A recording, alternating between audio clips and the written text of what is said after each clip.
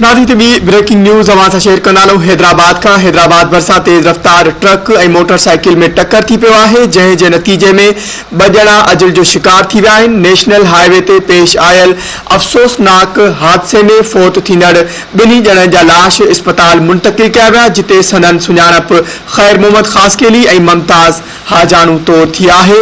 ख़बर जे हवाले सां नाज़रीन हिकु बार ॿीहर अवां खे आगाह कंदालूं। इहा ब्रेकिंग न्यूज़ अवां सां शेयर करे आहियूं हैदराबाद खां। हैदराबाद भरिसां तेज़ रफ़्तार ट्रक ऐं मोटरसाइकिल में टक्कर थी पियो, जंहिं जे नतीजे में 2 ॼणा अजुल जो शिकार थी विया आहिनि। नेशनल हाईवे ते पेश आयल अफ़सोसनाक हादसे में फ़ौत थींदड़ 2 ॼणनि जा लाश इस्पताल मुंतक़िल कया विया, जिते संदन सुञाणप ख़ैर मोहम्मद ख़ासकेली ऐं मुमताज़ हाजानू तौर कई वई आहे। इन हवाले से वधिक तफ़सील मालूम कंदासीं। धरती टीवी हैदराबाद जो रिपोर्टर नथूराम असां सां लाइन ते मौजूद है। जी नथूराम, अपडेट कजो, वधिक छा तफ़सील आहिनि?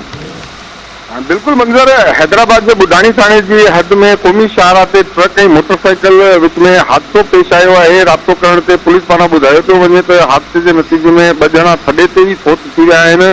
बुढ़ानी पुलिस इतला ते वाक़े वारे हंधि पहुची फ़ौतियन जा मड़ ज़रूरी कार्रवाई लाइ सिविल अस्पताल हैदराबाद मुंतक़िल कया। फ़ौतियन की सुञाणप मसूबुरगढ़ी के रहवासी ख़ैर मोहम्मद ख़ासकेली और दोस्त मेवो हाजानो के रहवासी मुमताज़ हाजानो तौर थी है। फ़ौतियन जा लाश ज़रूरी कार्रवाई बाद वारसन हवाले कया विया आहिनि।